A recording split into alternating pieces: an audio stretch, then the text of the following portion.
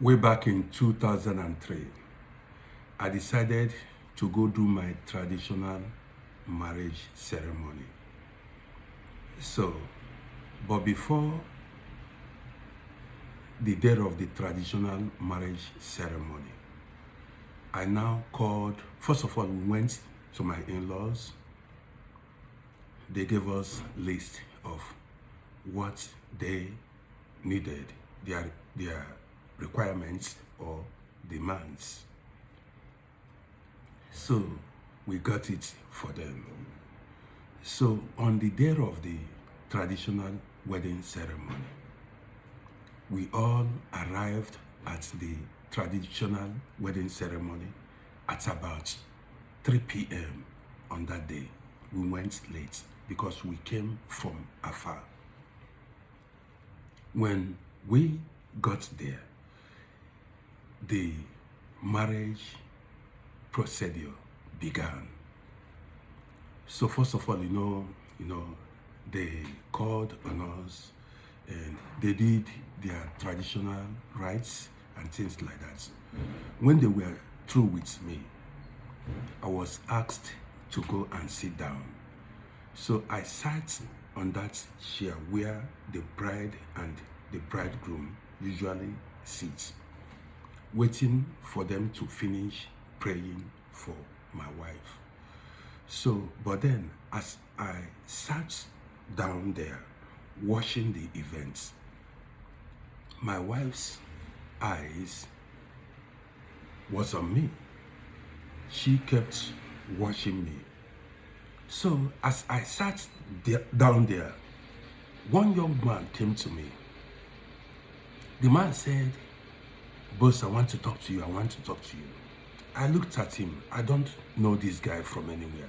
He said he wanted to tell me something important. As he was talking to me, my wife saw him. Then my wife gave me signal.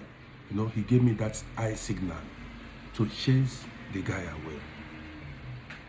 I told the guy to leave. The guy did not leave. The guy said he wanted to tell me something serious. My wife looked at us and gave me eye contact that I should send the guy away. I now spoke in a fierce, harsh voice to the guy to leave me alone. The guy left. So when the marriage ceremony ended, we boarded our car. Inside the car were myself, my wife, and my elder brother at the back seats. My mother was seated at the front seat with another of my brother who drove us. So as we drove away from the marriage venue, so my brother, who was seated at the extreme right of the back seat, was watching the rear mirror, the right rear mirror of the Mercedes we were driving in. So as we drove for about 20 minutes, he said a particular car had been following us ever since we left the marriage venue. I dismissed that what he said, because I said, what kind of fear was that? Because we weren't owing nobody. So we drove through a marketplace, and there was traffic congestion. The market was crowded. This my brother, who was seated with us at the back seat, kept saying that a particular Volvo car had been following us ever since we left the marriage venue. I said, what kind of fearful man was this? I told him to please allow us to enjoy our journey, because that night we decided to hit the east, because the marriage took place in Ekiti State. So when the marriage ceremony ended about 8:30 to 9, we decided to drive down to east that night. So when we eventually left the market area, we continued driving towards Akure, because we asked some people, we don't know the way home. So we asked some people who directed us the way to drive, the direction to take. So when we took a sharp bend towards Akure, don't forget it was getting late that night, like after 9 p.m. and the day had gotten dark. It was already dark. No sunshine anymore.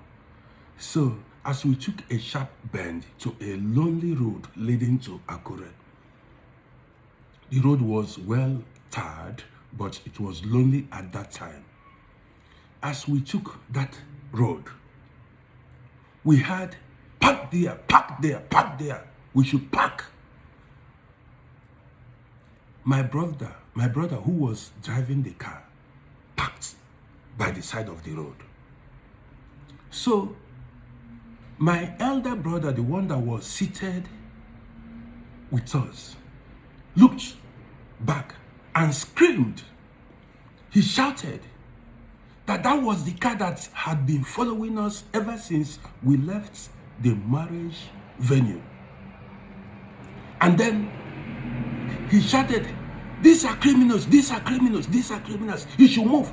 Now he commanded my brother, the one that was driving the car, to move the car, to keep driving.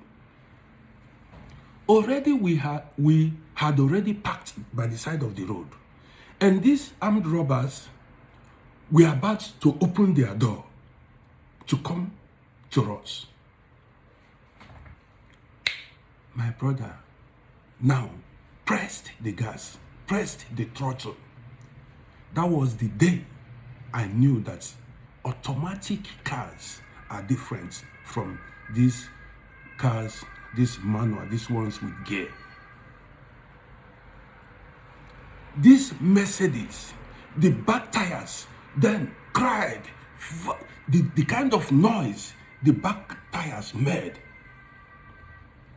Man, the way the back tire shouted, under few minutes, we were off. These armed robbers chased after us. By the time they realized it, lucky for us, they were carrying old Volvo with this manual gear. You know, these ones you need to shift the gear, you know. So, and we were driving automatic Mercedes.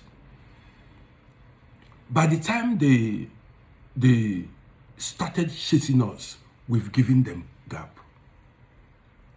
But I wondered why they did not shoot at us. I remembered now. That was 2003, March, during presidential election. And there were police checkpoints every like 20-30 minutes. When we drove to Ekiti State, we encountered too many police checkpoints.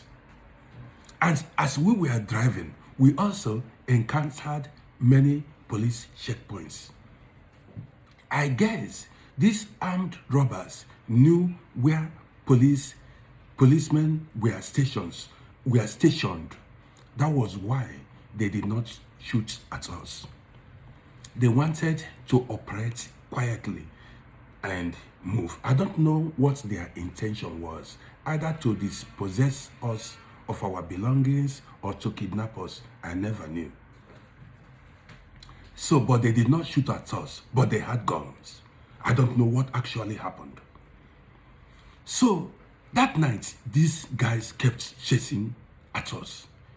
It was we and them on the lonely road that night. So I was scared. I now asked my wife and my brother to bend down and asked my mother to bend down in case they start shooting. But every now and then, I will raise my head up to look back to see what's going on. But what I saw, because it was dark and the road had no street lights. So every now and then, I would look back and I saw their headlights coming after us. Man, I was scared. We drove for about 30 minutes and these people kept chasing at us. They did not relent. They did not stop. So we got to a traffic intersection. That was a roundabout. This roundabout was a busy one and it had 4 directions. But I remembered that night it was a very busy roundabout. And don't forget, we had given these armed robbers chasing after us enough gap. They knew we came from the east, so they wanted to know. Maybe, I don't know, maybe they wanted to know if the hotel we wanted to lodge or where we were headed to. I don't know, but they did not relent. So when we got to this traffic roundabout that was very busy, so my brother drove round that traffic intersection and then headed one direction. He drove round like 4 times and headed one direction because already we gave those robbers chasing us, we gave them enough gap. So as we drove one particular direction, we discovered that they couldn't see us anymore. They got confused. They did not know the direction we took because that roundabout was a busy one. So they did not know the direction we drove. We then got far away from that place, that roundabout. We drove for about 20-30 minutes more, looked for a hotel, lodged in there, and we heaved a sigh of relief. We thanked God for escaping armed robbers. So we slept in that hotel that night. The following morning, I believe the following morning was Sunday. We continued with our journey. That was my first time of encountering armed robbers. So the following morning, we continued peacefully with our journey back to the east. Well, this is the end of this story. Follow my page for more interesting stories. My name is Rody. See you in my next video.